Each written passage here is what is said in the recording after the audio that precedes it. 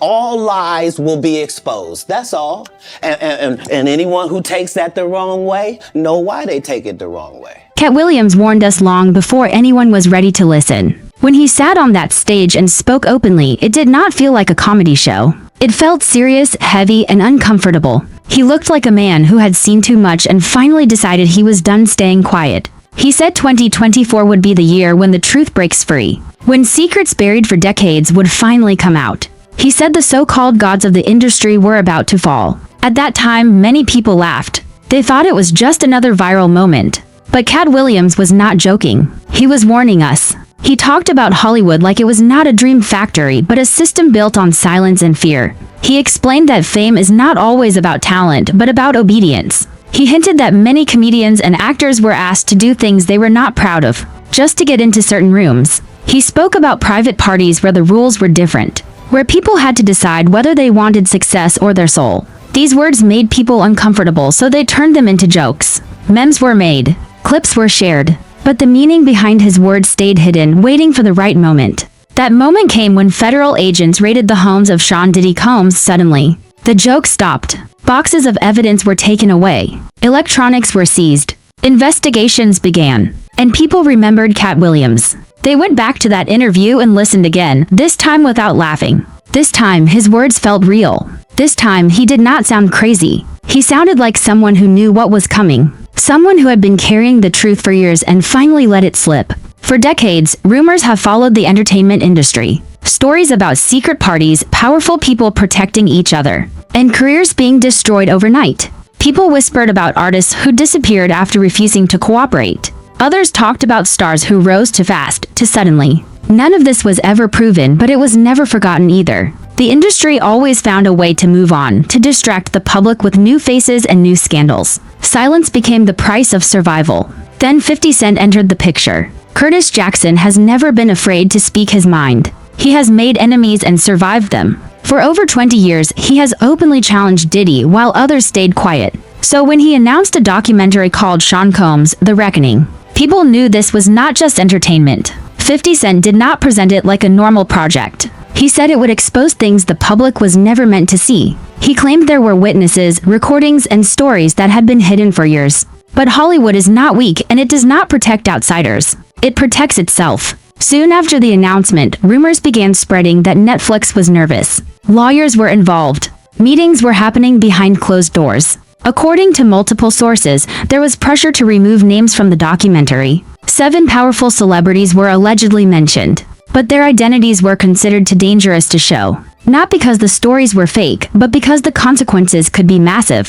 Netflix, like any major company, is built on partnerships, influence, and money. You cannot accuse billionaires on a global platform without solid proof that can survive courtrooms. You cannot release content that might destroy relationships worth billions. This is where the conflict started. Netflix wanted caution. They wanted safety. They wanted a version of the documentary that focused on public information and avoided direct accusations. But 50 Cent did not want to be careful. He wanted the truth, even if it was loud and uncomfortable. He wanted names, faces, and accountability. This turned the documentary into something much bigger than a film. It became a battle between truth and power, between storytelling and control, between what people are allowed to know and what they are expected to ignore. Katt Williams had already warned us about this. He said the industry survives because everyone knows something about someone else. Secrets are shared like currency. Silence is rewarded. Speaking out is punished. That is why so many people stay quiet, even when they know the truth. That is why it takes decades for stories to come out. Fear keeps mouths closed and money keeps doors locked. The most disturbing part is not what we already know, but what we do not. Katt Williams hinted that some of the most respected names were not innocent bystanders. He suggested that many were present, aware, and benefited from the same system. Friends who never spoke. Partners who looked the other way. Celebrities who attended the same rooms and later claimed ignorance. This is why names matter so much. This is why lawyers fight so hard to keep them hidden. People like to believe they understand the story. They think it is about one man, one investigation, one documentary. But it is much bigger than that. It is about an industry that has been protected for too long. An industry that teaches people how to smile while hiding pain. An industry where power decides who is heard and who disappears. 2024 feels different because timing matters. People are tired. Audiences are asking questions. Social media has made silence harder to maintain. Old alliances are breaking. Loyalty fades when fear weakens. And when one person speaks, others start to follow. That is how systems collapse. Not all at once, but slowly, piece by piece. This is why the documentary scares people. Not because it might be shocking, but because it might be believable. Because it connects dots that people have been ignoring for years. Because it reminds us that fame does not equal innocence and success does not equal truth. It forces people to question the stories they have been told and the idols they have defended. Katt Williams once said that people laugh at the truth until the truth starts naming names. When that happens, laughter turns into panic. The entertainment industry has survived scandals before, but this feels different. This feels like a moment where the audience is no longer satisfied with distractions. They want honesty. They want answers. They want accountability. And that is the real danger. Not Katt Williams. Not 50 Cent. But what happens if even part of this story is true? What happens when silence finally breaks? What happens when the names that are missing are finally spoken? So before you think you know this story, pause. Because what you have heard so far may only be the beginning. The truth does not always arrive loudly. Sometimes it whispers first, waiting for the right moment to be heard. And when it finally speaks, it changes everything. The entertainment industry is built on power, image, and silence. Fame can turn a person into a global icon. But it can also become a shield that protects certain people from criticism, questions, and consequences. When Katt Williams spoke openly about how Hollywood really works, many people laughed. But others felt uncomfortable because his words sounded too real. He suggested that success in the industry is not just about talent, but about protection. Some people are protected at all costs, while others are left exposed, mocked, and sacrificed when controversy appears. According to this way of thinking, Kevin Hart is an example of someone who is highly protected. He is one of the biggest entertainers in the world, and his image is worth millions to studios, brands, and platforms. That does not mean he has done anything wrong, but it does mean that powerful systems exist to keep his name clean. A documentary openly linking him or others like him to Diddy's alleged private parties would be extremely dangerous legally. It could destroy careers and cost companies billions. That is why major platforms stay silent and careful, choosing words very wisely. But not everyone in the industry receives that same level of protection. Some people become easy targets, especially when rumors begin to spread. One of the most visible examples is Meek Mill. Anyone who follows 50 Cent on social media knows that he has openly mocked Meek Mill for years. The situation escalated when a man named Rodney Jones, who worked closely with Diddy, filed a lawsuit containing shocking allegations. In that lawsuit, Jones claimed that Diddy had a sexual relationship with a Philadelphia rapper who previously dated Nicki Minaj. The lawsuit did not name Meek Mill directly, but the description matched him closely enough that the public immediately made the connection. Before any proof was presented or any court decision was made, 50 Cent began attacking Meek Mill publicly. He posted old photos of Meek and Diddy together, including one image that went viral showing both men at a party wearing matching white outfits with see-through shirts. 50 Cent added a caption saying he took him shopping. Too many people. This sounded like a joke. But in street culture, that phrase carries a deeper meaning. It suggests submission and control, implying that one man belongs to another. Meek Mill reacted emotionally and aggressively. He went on social media denying everything. He said the rumors were lies, said he was not gay, and accused people of trying to destroy his name. He even offered $100,000 to an investigative team to find out who was linking his name to Diddy. Instead of calming the situation, this reaction made it worse. 50 Cent responded by laughing and asking whether Meek was stupid or guilty. From that point on, Meek Mill's reputation began to fall apart in the public eye. Not because of proven facts, but because of memes, jokes, and repeated mockery. Meek had built his image on toughness, street credibility, and survival. But a single lawsuit and non-stop online humiliation damaged that image more than prison or rap beef ever did. Katt Williams later used the term buck breaking, an old and painful phrase that refers to breaking a man's spirit to control him. Historically, it represents humiliation and domination.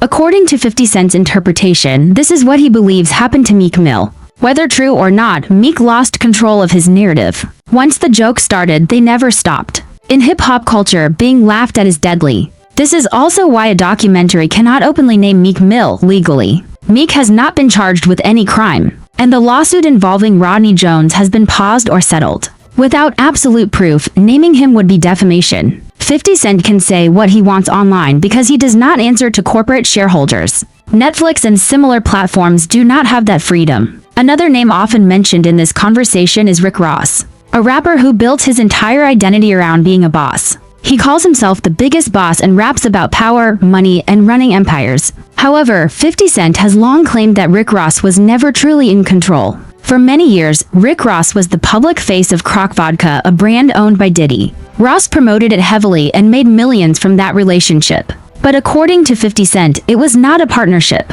He says Rick Ross was simply an employee who benefited financially but had no real power. This accusation cuts deep in a culture where independence and ownership define respect. Rick Ross also has a past lyric that has returned to haunt him. In a song called You Oh Yeah No, he rapped about putting drugs into a woman's drink without her knowing, and then taking advantage of her. Even when the song was first released, the lyric caused outrage. Rick Ross lost a major shoe deal with Reebok and later apologized. Over time, the controversy faded and the public moved on. But now, with the serious allegations against Diddy involving drugging and assault, that old lyric sounds much darker. Lawsuits against Diddy claim he slipped drugs into drinks and took advantage of people who could not consent. Suddenly, Rick Ross's lyrics feel less like fictional rap lines and more like a disturbing reflection of real behavior happening around him. Since federal raids on Diddy's properties, Rick Ross has remained quiet. He unfollowed Diddy on social media and avoided public association with him.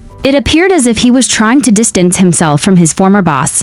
But 50 Cent did not forget. He continues to post videos and clips mocking Rick Ross, suggesting that Ross looks nervous and scared. He hints that Rick Ross may fear his name appearing on evidence seized by authorities. There is no proof of this, only speculation and mockery, but fear itself can destroy a reputation. This is what Katt Williams meant when he talked about compromise. In the industry, you are offered money, fame, deals, and access. But in return, you are expected to stay silent. You are expected not to question what you see or speak out about what feels wrong. Once you accept that deal, silence becomes a form of control. It becomes leverage that can be used against you at any time. Finally, there is the story of Maze, the man who walked away. In the late 1990s, Maze was Diddy's golden child. He was everywhere, featured on hit songs, wearing flashy suits, and living what looked like a perfect life. Then, at the peak of his success, he quit. He walked away from millions of dollars, moved to Atlanta, and became a pastor. He said he found God. For years, people were confused.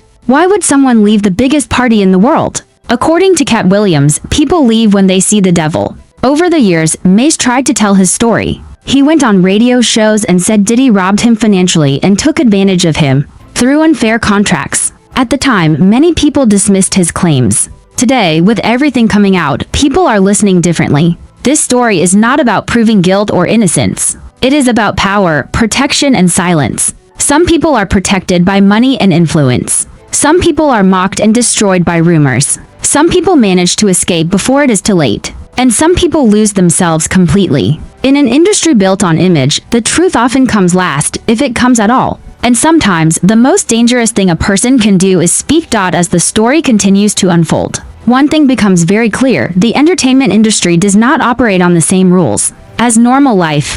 What looks like friendship from the outside is often business. What looks like loyalty is sometimes fear. And what looks like success can be a carefully managed illusion. When powerful figures are involved, truth becomes complicated. Lawyers step in, narratives are shaped, and silence is encouraged. This is why so many stories only come out years later, when the power has shifted or when someone finally decides they have nothing left to lose. Social media has changed everything. In the past, rumors stayed behind closed doors. Today, a single post can reach millions of people in minutes. Someone like 50 Cent understands this power very well. He uses humor, sarcasm, and mockery as weapons. He rarely makes direct legal accusations. Instead, he asks questions, posts old photos, and lets the internet do the rest. This method is dangerous because it lives in a gray area. There may be no proof, but once an idea is planted in the public mind, it is almost impossible to remove. Reputations can be damaged without a single court ruling. This is especially hard for artists who built their careers on a strong, fearless image. Hip-hop culture values respect, strength, and independence. When that image is questioned, the damage goes deeper than money. It attacks identity. That is why reactions from people like Meek Mill felt so emotional. He was not just defending himself against rumors. He was fighting for his entire identity as a man and as an artist. Unfortunately, in the age of memes, emotional responses often make things worse. The internet does not slow down. It does not wait for facts. It feeds on reaction. Another uncomfortable truth is that many people around powerful figures see things that choose not to talk